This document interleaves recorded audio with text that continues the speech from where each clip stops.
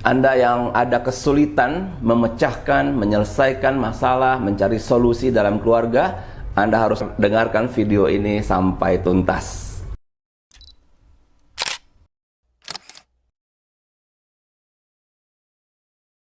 Halo, ketemu lagi dengan saya, Pendeta Cangku Ifah.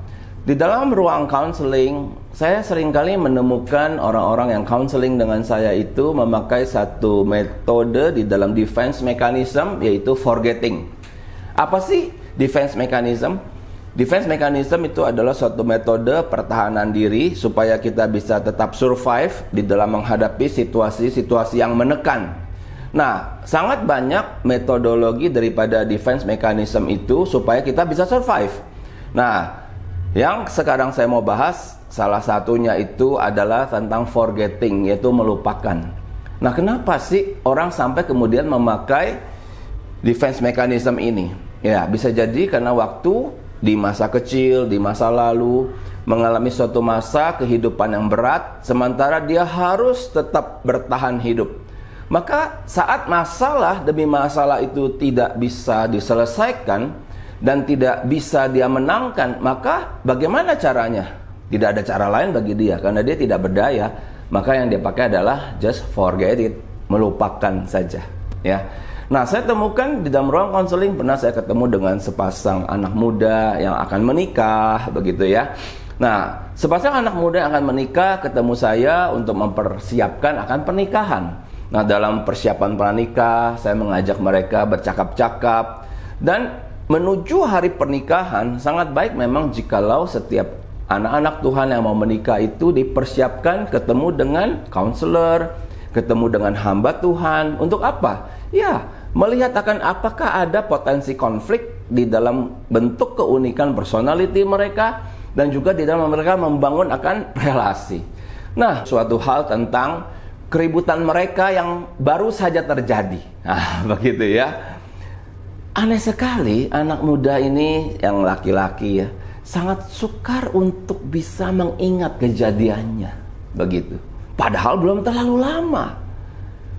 Nah, saat ada suatu masalah, ternyata dia tidak bisa mendefinisikan kisah tersebut, apa yang terjadi sebelumnya, setelahnya. Maka ada kemungkinan ya, anak muda ini memakai metodologi forgetting. Nah, saya katakan kepada dia, kamu sudah lupa, padahal baru-baru terjadi. Lalu dia lihat, wah, apakah kamu mengalami situasi sangat berat beberapa waktu yang lalu? Nah, kemudian dia mulai bercerita, iya, dia waktu studi di luar negeri, kemudian dia bekerja, ada masa-masa di mana dia menghadapi pekerjaan tuntutan itu begitu berat, ya. Tuntutan dari customer, dari bos. Nah, akhirnya dia kemudian berusaha melupakan melalui hari-hari begitu saja. Nah, kemudian apa yang terjadi? Dia merasa nyaman. Ya, ngapain dipusingin? Hidup ini begitu banyak masalah, lupakan saja masalah tersebut, dia terus berjalan. Nah, sekarang dia sudah punya kekasih hati. Dan di dalam relasi jangka panjang, katakanlah ini masa pacaran, lalu nanti memasuki masa pernikahan, bukankah kita akan menghadapi berbagai masalah? Tetapi jikalau metodologi daripada defense mechanism yang kita pakai adalah forgetting, maka kita tidak akan cakap mengatasi berbagai masalah karena masalahnya saja sudah dilupakan. Nah, saat dilupakan keributan terakhir dengan kekasihnya, dia seperti bingung.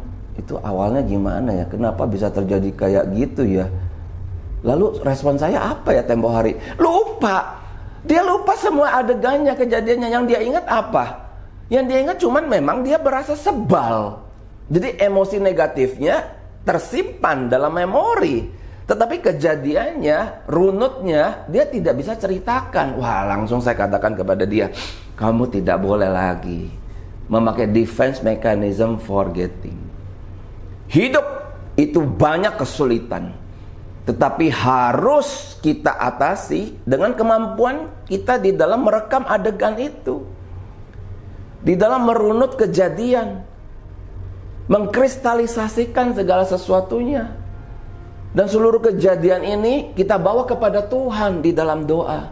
Tuhan, kenapa aku bisa begitu marah saat menghadapi kejadian itu? Tuhan, kenapa dia berespon, kekasihku ini berespon seperti ini? Tuhan, tolong. Setelah mengingat, jangan pernah lupa melibatkan Tuhan. Tuhan akan mengirimkan ribuan berbagai sarana untuk menolong kita, sehingga masalah tersebut terkristalisasi dalam hidup kita. Betul itu menekan, betul ada pressure, betul itu membuat kita kesal, sebal, sedih, kecewa, marah, betul semuanya.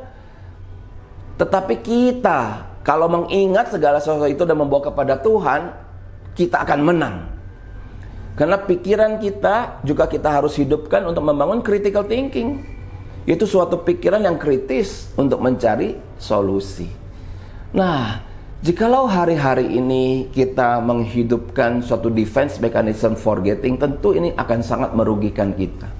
Karena hidup itu akhirnya hanya seperti ya ikan mati di aliran sungai begitu ya, mengalir kemana saja itu mengalir begitu ya. Apa yang terjadi minggu lalu?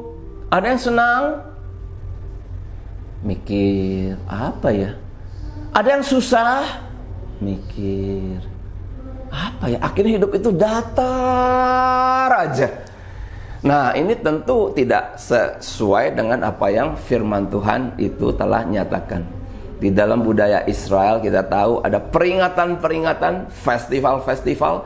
Kenapa ada festival? Suatu perayaan. Karena Tuhan ingin menyatakan agar setiap masa di dalam pertolongan Tuhan itu bangsa Israel bisa mengingatnya. Ya, turun-temurun harus kamu ingat bagaimana Tuhan telah memimpin bangsa Israel keluar dari kegelapan, dari perbudakan, dari Mesir menuju tanah perjanjian. Kamu juga harus memperingati saat kamu musim itu menabur, musim itu menuai. Wah, jadi ada peringatan-peringatan. Termasuk juga kamu harus mengingat akan setiap kejadian masa gelap, tetapi kegelapan itu hanya sementara karena ada tangan Tuhan yang pasti akan menolong. Nah, tetapi kalau kita metodologi defense mechanism itu sudah kita hidupi dengan melupakan, bahkan ada yang berkata ya kalau saya tidak lupakan, nanti saya sakit hati, nanti saya penyakitan, nanti saya pusing. Nah, ini suatu ekstrim ya. Nah, ekstrim yang lain adalah terlalu mengingat. Ingat sampai betul tadi ya. Jadi waduh, pusing, sakit. Jadi ekstrim mengingat, tidak bisa melupakan begitu ya. Diingat, tapi yang diingat hanya kejadian buruk. Ekstrim di sini, ngapain saya jadi orang seperti itu? Saya lupakan saja. Hidup saya lebih nyaman, hidup saya lebih enak. Ngapain pusing gitu ya. Nah, ini dua ekstrim yang kurang tepat. Yang saya rindukan adalah sukacita dan dukacita itu datang silih berganti, seperti musim demi musim dalam kehidupan kita. Baik di atas, baik di bawah, Tuhan tidak pernah meninggalkan kita. Saat ada sukacita, kita ingat tahun telah berlalu, kita menuju akhir tahun, kita ingat sepanjang tahun, bahkan tahun-tahun yang lalu. Dan kita bisa bersyukur kepada Tuhan. Ada masa the valley of death, lembah kekelaman, kita juga ingat dan kita akui itu mendatangkan kegelisahan, mendatangkan air mata, mendatangkan situasi yang rasanya kalau kita ingat, kita tiba-tiba jadi tertunduk, kita menjadi lesu.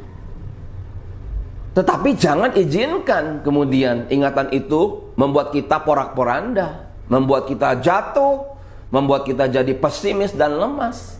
Jangan. Saya pun telah belajar mengingat masa-masa itu. Setiap masa yang ada kegelapannya, saya bawa kepada Tuhan. Saya mencoba menganalisa kenapa itu terjadi. Dan saya ada satu tekad, jikalau betul ada bagian saya, setelah saya analisa, setelah saya kristalisasi, kejadian itu jangan terulang lagi. Iya, jangan terulang lagi. Nah, dengan demikian barulah kehidupan kita secara pribadi, kehidupan berkeluarga, sebagai suami, istri, orang tua, anak bisa bertumbuh. Kalau tidak, kehidupan itu stagnan saja loh. Ada keluarga yang saya perhatikan bertahun-tahun terus memakai metodologi defense mechanism forgetting, terus melupakan. Apakah kemudian masalahnya selesai? Tidak. Kehidupan itu stagnan, bahkan cenderung decline. Ya, hari-hari sudah tidak menyenangkan. Karena dengan defense mechanism forgetting seperti ini, setiap masalah tidak diselesaikan. Ada lagi datang masalah, tidak diselesaikan. Semuanya dilupakan dengan apa? Dengan mungkin berbagai aktivitas, kehidupan pelayanan, bekerja sampai malam. Wah, manusia selalu punya 1001 macam cara untuk dia melupakan masalah dan mengatasi masalah. Dia pikir dia telah menang, padahal masalah tersebut tidak pernah pergi, terus mengikuti dia. Saya merindukan setiap kita coba boleh self reflection ya, mengingat-ingat, ada tidak masalah berat yang selama ini itu sangat menyusahkan saya. Setiap kali saya ingat itu menghantui saya sehingga saya tidak ingin mengingat. Nah, jikalau Anda merasa tidak berdaya dan Anda merasa ingin mengalami kemenangan, yuk masuki tahun yang baru 2024 dengan penuh kemenangan. Maka Anda boleh hubungin saya Pendeta Changku Ifa di nomor ini. Anda boleh berkonsultasi, saya siap untuk mendampingi Anda supaya kita semua boleh mengalami kemenangan demi kemenangan bersama dengan Tuhan. God bless.